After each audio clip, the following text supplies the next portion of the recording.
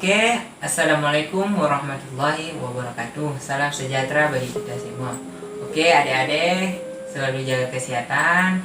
Ingat patuhi protokol yang ada di Indonesia. Oke, adik-adik, kita masuk saja materi minggu lalu yang saya bawakan. Kita akan mengulanginya lagi tentang keberagaman yang ada di Indonesia. Hanya mengulanginya lagi. Oke, kita masuk saja.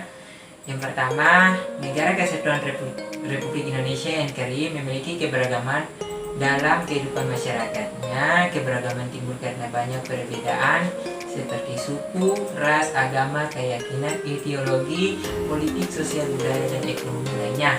Oke, sebenarnya apa saja keberagaman yang ada di Indonesia? Oke, adik-adik, langsung saja. Jenis keberagaman di Indonesia diikuti dari situs resmi Kementerian Pendidikan dan Kebudayaan Republik Indonesia. Keberagaman di Indonesia terbagi dalam beberapa jenis, yaitu yang pertama, adik-adik pahami, yang pertama adalah keberagaman wilayah dan lingkungan, yang kedua keberagaman suku, bangsa, dan budaya, dan yang ketiga keberagaman agama, keberagaman ras, keberagaman golongan, keberagaman jenis, dan gender. Oke, kita masuk saja adik-adik. Yang pertama di wilayah dan lingkungan. Oke, adik-adik pahami ini. Oke, yang pertama kita masuk saja. Di Indonesia berada di lokasi yang strategis, yaitu di antara dua samudra Pasifik dan Samudra Indonesia. Jadi dua benua Asia dan Australia mengakibatkan wilayah Indonesia menjadi jalur perdagangan internasional. Lalu lintas perdagangan selama berabad-abad tidak hanya membawa komunitas dagang, namun juga pengaruh kebudayaan mereka terhadap budaya Indonesia. Oke, adik-adik. Jadi kedatangan bangsa asing yang berbeda ras kemudian menetap di Indonesia mengakibatkan kemajukan ras, agama, dan bahasa. Oke, kita masuk saja di poin 2 adik-adik. Suku, bangsa, dan budaya. Suku, bangsa, dan budaya. Keberagaman bangsa Indonesia diakibatkan oleh jumlah suku bangsa yang mendiami di wilayah Indonesia sangat banyak dan terbesar di seluruh wilayah Indonesia. Keberagaman suku, bangsa, budaya terjadi karena letak wilayah Indonesia yang terdiri atas wilayah kepulauan. Bahkan ada beberapa pulau yang letaknya terpencil dan tidak dapat berhubungan dengan daerah lain.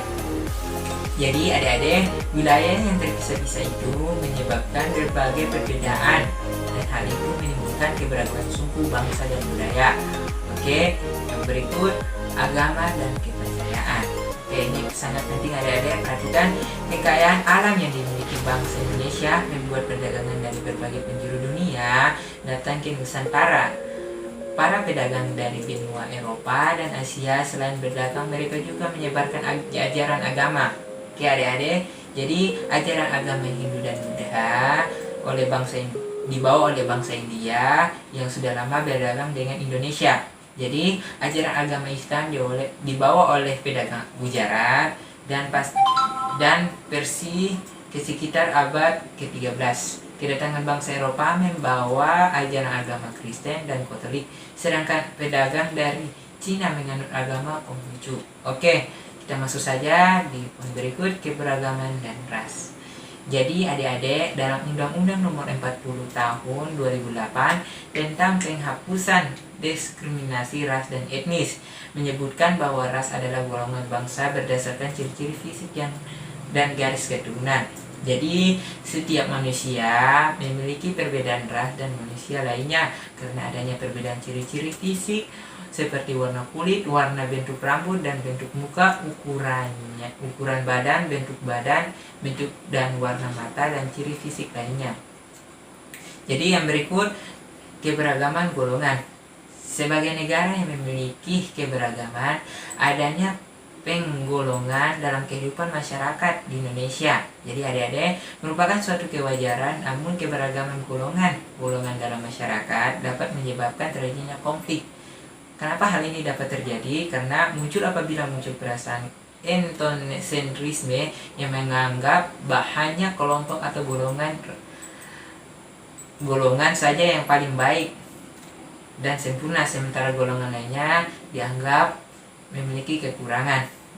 Jadi kita masuk saja berikut, keberagaman jenis kelamin dan gender. Jadi gender adalah jenis kelamin. Pencatatan Badan Pusat Statistik mencatat jenis kelamin laki-laki dan perempuan pada tahun 2018.